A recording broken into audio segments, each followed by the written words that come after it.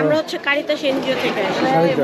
Caritas বলতে আপনাদের office তো তাহলে মিরপুর পল্লবী এবং আমাদের এই যে এখানে এখানেও আছে না? আমরা হচ্ছে এখানে যে পড়ে গেছে এগুলো তথ্য নিতে। মানে আপনাদের মূলত ইয়েটা কি মানে আমরা হচ্ছে যখন প্রাথমিকভাবে তাদের যে কি চাহিদা ওইগুলো শুনে আমরা করবো, তারপরে আমরা কি সাহায্য করা যেতে পারে ওই আলোচনা করবো। সাহায্যটা কি কারিতাস থেকে ডিরেক্ট করা হয়?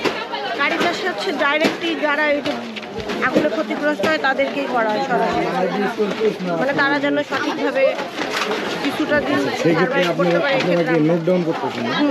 পরিবারের সদস্য তাদের নাম এগুলো উনি কি আপনাদেরই মেম্বার? মূলত আপনাদের এমনিতে কারিতাসের মূল কাজগুলো কি?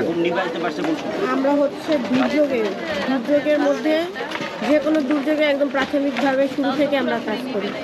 তাদের জীবন তারা যেন দুর্যোগ থেকে নিজের ক্ষয়ক্ষতি কাটিয়ে উঠতে পারে, এই ক্ষেত্রে আমরা তাদেরকে সাহায্য করি। আপনি কতদিন যাবেন কারিতাসের সাথে? আমি কারিতাসে কাজ করছি 6 বছর। 6 বছর।